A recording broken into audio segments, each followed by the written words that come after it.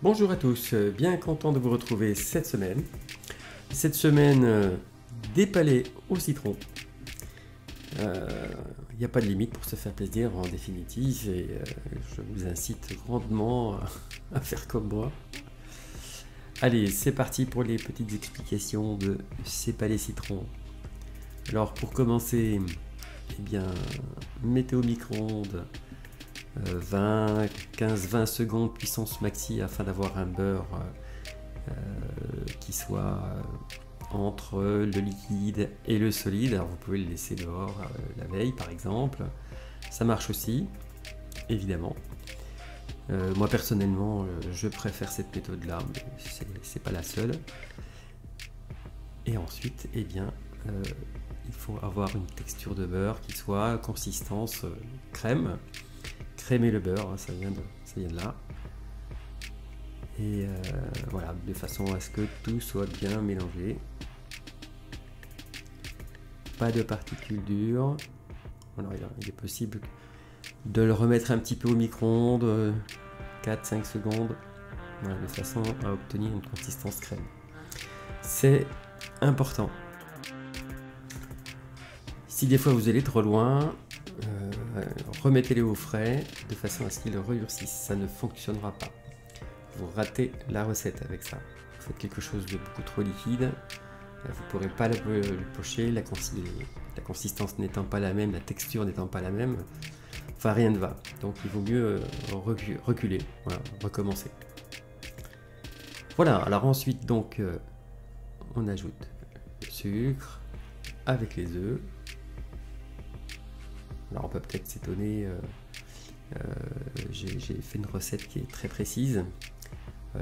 En fait c'est parce que la recette est plus grande et j'ai donc divisé. Habituellement j'arrondis et là je ne l'ai pas fait, j'ai voulu vous laisser la recette telle qu'elle, mais comme elle est faite dans des quantités plus importantes, donc ça a donné ces pots-là. C'est pas grave évidemment si vous restez à 2 grammes près, 3 grammes près, ça n'a pas d'importance. Par contre, si vous la grandissez, cette recette, je préférerais en fait qu'elle soit pas trop modifiée. Voilà. Bon, c'est un détail qui a une relative importance. Voilà, donc on mélange le tout. Alors en fait, il s'avère que en mettant les œufs qui étaient au frais, ça refroidit un petit peu l'ensemble. Et une fois que le mélange se fait, l'émulsion se fait, et bien ça a refroidi un petit peu l'ensemble et ça a besoin un petit peu de micro-ondes à nouveau. Alors je vous ai laissé, j'ai pas coupé en fait toutes les étapes de façon à ce que vous voyez ce que ça donne. Voilà, habituellement, bon, ce sont des choses qu'on montre pas forcément en vidéo, mais si ça vous arrive, faites-le. Repasser un petit peu au micro-ondes de façon à ce que le mélange soit un mélange bien homogène et que c'est dû à la température.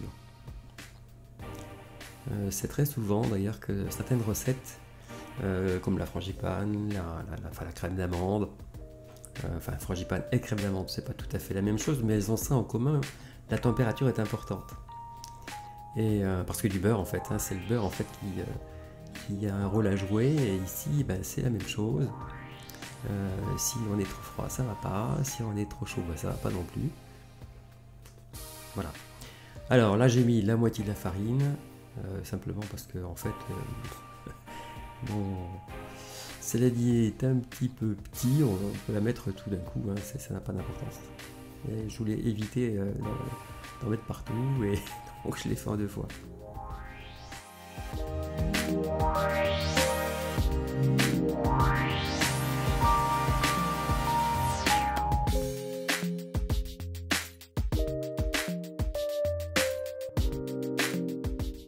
Voilà donc la deuxième partie de la farine, et à nouveau on mélange le tout.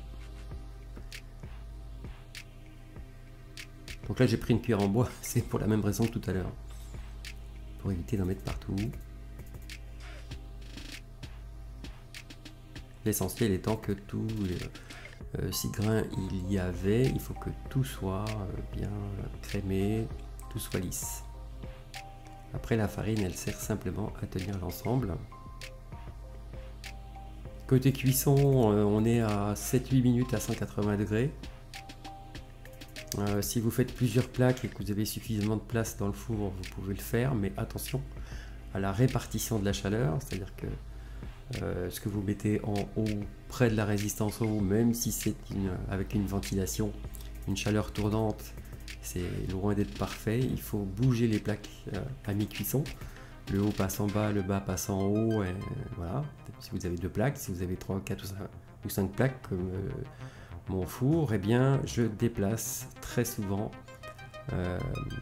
les plaques de façon à répartir la cuisson partout, pour éviter de les faire une par une, où là évidemment je touche à rien.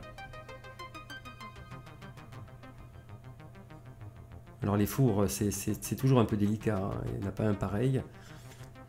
Et donc les fours électriques, c'est très bien pour ce genre de produit.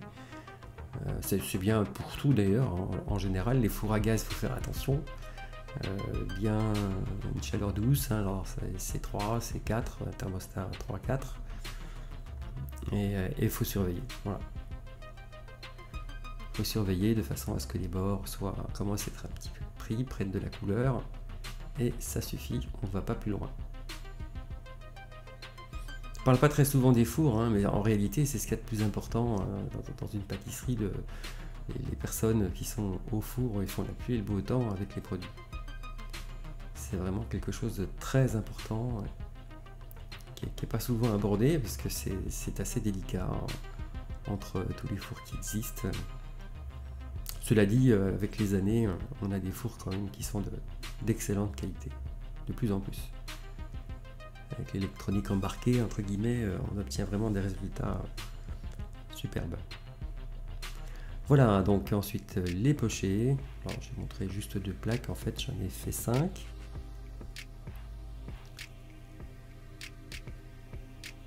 Voilà, il faut tenir compte du fait que ça s'étale un petit peu, donc pas trop serré, sinon ils vont se toucher. Cela dit, cet appareil tient bien au four, ça s'étale mais pas trop. Ça dépend des recettes. Celle-là, elle se tient. Voilà, ensuite on va passer à la garniture, la crème citron. Alors, une partie du beurre va être fondue. Voilà, avec le glucose. Alors, on n'est pas obligé de mettre du glucose, vous pouvez faire tout miel. Bon, la recette de base est avec glucose. Voilà, le zeste de citron.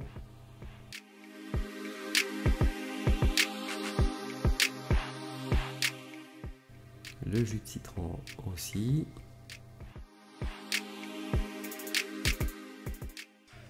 Voilà l'œuf. On met tout dedans.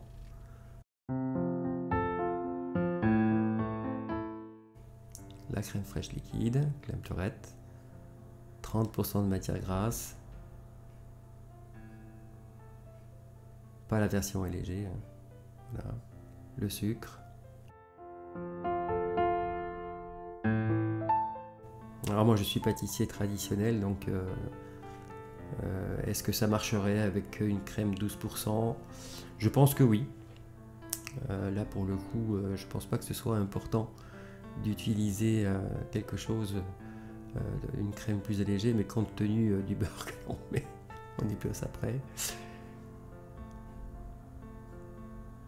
La pâtisserie allégée, bon, j'ai rien contre, mais j'ai tendance à penser que la pâtisserie, c'est pas du tout léger, quoi. On en mange moins s'il faut, mais on mange comme ça, là, comme c'est fait là. Ou on mange pas.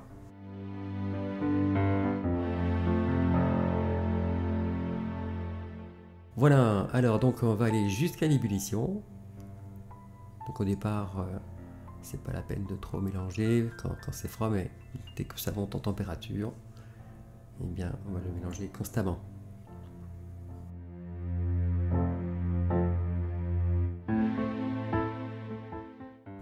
Voilà, cette garniture, en fait, elle est pas très compliquée à faire. On fait simplement donc un petit bouillon de ce côté-là. Ensuite, une fois qu'on la laisse un petit peu tranquille, on la laisse perdre un petit peu le gros de la chaleur. Et on n'attend pas très longtemps, hein, simplement on va dire 5 bonnes minutes. Et ensuite, on va verser cette crème donc sur le beurre qui a été mis de côté de façon à la monter. Et donc par contre là c'est un beurre froid, en fait le froid d'un côté et le chaud de l'autre vont se tempérer pour faire une crème qui soit onctueuse et voilà. Voilà donc le beurre, ici je mets le miel.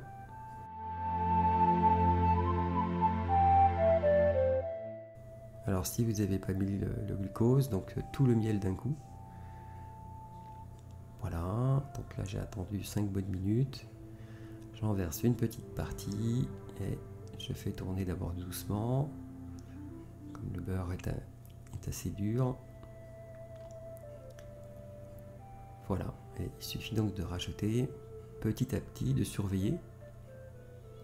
De façon à ce que... Alors surveiller quoi? Surveiller simplement le fait de ne pas mettre trop chaud. Parce que le but c'est pas de faire fondre tout le beurre, mais de monter une crème. Et c'est pour ça qu'on la laisse donc refroidir un petit peu, parce que si on met tout d'un coup, tout va fondre et ça fonctionne pas. Voilà, c'est le principe de la crème mousseline, mousseline à base de beurre.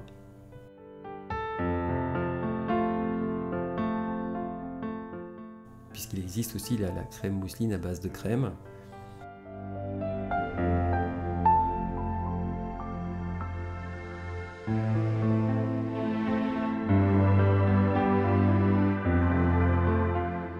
Encore une question d'air aussi qui rentre dans la composition. C'est comme la chantilly. J'ai déjà fait une vidéo sur le sujet en expliquant que les bulles d'air sont piégées par la matière grasse.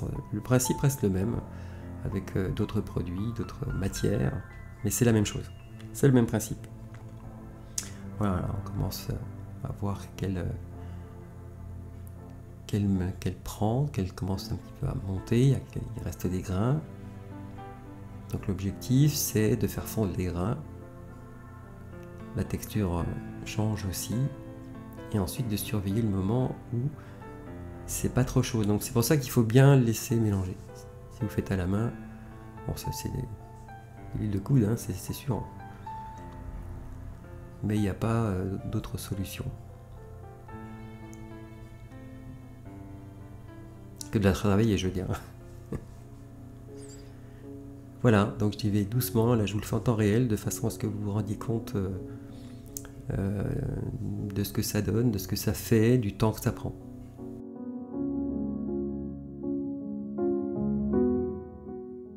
Alors si des fois ça va trop loin, eh ben on met tout ça au froid et on attend un bon moment, une demi-heure peut-être, 3/4 d'heure, et on remet à tourner. Et là par contre on chauffe un petit peu au chalumeau très légèrement ou sur le gaz, mais allez-y vraiment très très lentement, très très doucement. Sinon on recommence les mêmes erreurs.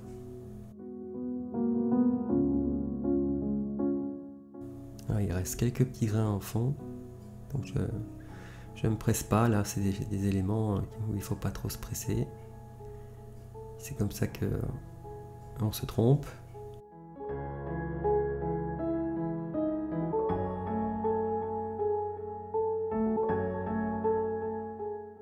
Voilà, là j'ai mis tout le reste.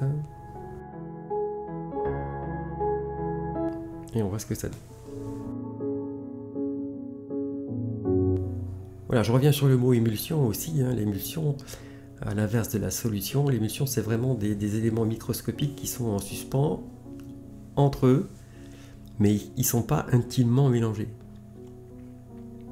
La solution, c'est le cas. La solution, c'est par exemple le sucre dans le lait. Il est partout. Il fusionne avec.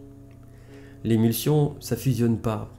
Ça reste séparé, même si en apparence, ça l'est. C'est pourquoi c'est toujours délicat.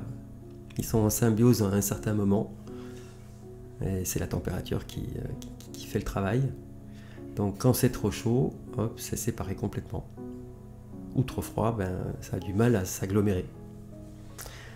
Voilà, donc nos palais sont donc cuits. Et bien maintenant, il ne reste plus qu'à mettre cette garniture, cette crème citron sur la moitié de chaque petit palais. Voilà, on accélère un peu le mouvement. Alors c'est assez long à préparer en fait. Hein. C'est pour ça que je fais des quantités entre guillemets un petit peu importantes, parce que quitte à faire tout ce travail, autant que ce soit pour quelque chose, ça se conserve assez bien. Par contre, il faudra les mettre au frais.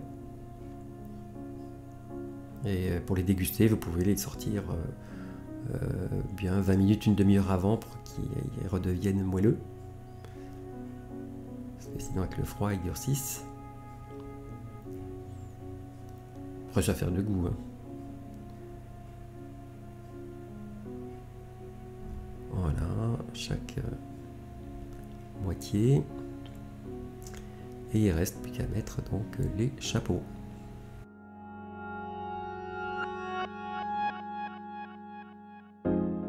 Ouais, donc ça prend du temps tout ça. Mais ça en vaut la peine. C'est très bon. Faut aimer le citron déjà. Pour les amateurs d'acidité. Enfin, c'est pas si acide que ça. C'est acide de par nature parce que c'est du citron. Mais sinon, il y a ce qu'il faut en sucre pour équilibrer tout ça. Voilà, eh bien merci de m'avoir suivi durant toute cette vidéo. J'espère qu'elle vous aura plu et que vous allez devenir le roi des palais.